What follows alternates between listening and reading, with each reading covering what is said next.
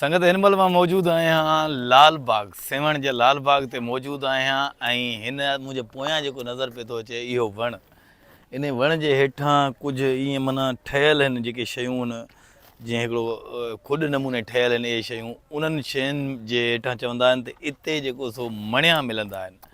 सो मणिया जंहिंखे बि मिलंदो जंहिंखे पुट या जंहिंखे मतिलबु औलाद नाहे थींदो त उन खे अगरि मणियो मिली वियो त उनखे औलाद पको ई पको थींदो।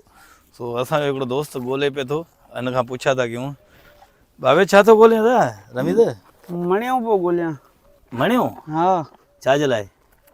ॿुधण में आयो आहे त हितां जंहिंखे मणियो लधो न हा उहो मणियो जंहिं औरत खाधो हम्म, त सम्झो उनखे औलाद थींदो। अच्छा हा इहा हक़ीक़त आहे लधो अथई? मूंखे त 2 कलाक थिया लभजे ई कोन थो। हिते एॾा खॾा आहिनि मां त ॻोल्हे ॻोल्हे थकिजी पियो हिकु न लधो आहे। बाक़ी हाणे वधीक अलाह बहितर तूं ॼाणे ॻोल्ह ॻोल्ह तूं बि ॻोल्ह मतां लभजी न मां कोन थो ॻोल्हियां भले तूं ॻोल्ह मां दोस्तनि खां पुछा थो करणु चाहियां त थोरे दोस्तो तां परे थी हा भाईजन छितो छो थियो हुई संगत तव्हां मूंखे इहो ॿुधायो त इन शइ में तव्हां बि छा चकर हिन जॻहियुनि ते हयो आहे ऐं इन शइ में केतिरी सचाई आहे ऐं केतिरो जेको सो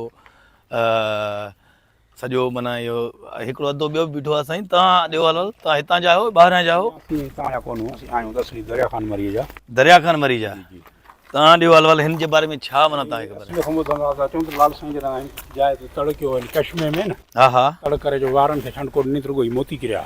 अच्छा अॼु बि सवारी ते मोती ॻोल्हे खणी ईंदा आहिनि हुननि जी उमेद पूरी थिए थी आहे सभु अलाह जे हथ में। लाल साईं माना हिते तड़ करे पोइ हिते माना वारनि खे ठंडको ॾिनो त रुॻो मोती मोती किरिया। मोती किरिया हा त पोइ माना हाणे माना इन जो माना छा आहे त माना उहा मोती अगरि असांखे माना कंहिं बि माना औरत खे नज़र अची वई हा त लभे पोइ पंहिंजी उमेद सां को औलाद जे लाइ या का बीमारी जे शफ़ा जे लाइ खणी ईंदा पोइ हुननि जी ख़ुदा मर्द लभे सघे थो या ख़ाली औरत? न मर्द औरत ॿई ॻोल्हे लभी थो सघे। हा न हा को लाज़मी थोरे या त औरत खे ॻोल्हणो। उमेदूं पूरियूं थियूं आहिनि हा थियूं आहिनि तॾहिं थी ॾिसो सॼो मुल्क जो खोटियो पियो आहे हा की माण्हुनि ई खोटियो आहे न हे सभु माण्हुनि माण्हुनि हा अच्छा हा हे माना अॻु में खटियल न हुयो माण्हू माना खटे मोती ॻोल्हण जी कोशिशि कई।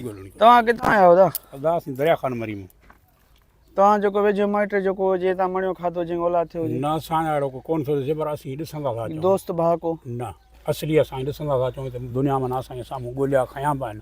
घणी एज आहे तव्हांजी? जी तव्हांजी घणी एज आहे? असांजी एज तक़रीबन मुंहिंजी 40-42 साल आहे। इन जी एज में तव्हां हे सिर्फ़ु ॿुधो आहे? ॿुधो आहे या असां माण्हुनि खे मेड़ींदे बि ॾिठा आहिनि खणंदे बि ॾिठा आहिनि। हा मिलिया आहिनि मिलिया आहिनि। उन्हनि जो तव्हांखे इहा ख़बर न इहा ख़बर न ॾिसो न हाणे को किथां जो को किथां जो इन हिसाब सां हवा अधो जेको सो असां वारो जेको सो आहे दरिया खान मरी खां आयो आहे उहो बि इहे ई माना ख़्वाहिश खणी आयो आहे त मणियो वणियो मिले त शायदि असांजूं बि कुझु मन जूं ख़्वाहिशूं जेके पूरियूं थींदियूं आहिनि। सो तव्हां असांखे दोस्त कमेंट करे ज़रूरु ॿुधाईंदो त इन में तव्हांखे केतिरो तजुर्बो आहे ऐं तव्हां हिन जॻहियुनि ते माना कंहिं दोस्त खे अहिड़ो को दोस्त जेको असांजो वीडियो ॾिसी करे ॿुधाए त बाबा असां हितां खां जेको सो इहो मणियो खयों ऐं असां जूं ख़्वाहिशूं पूरियूं थियूं। Thank U.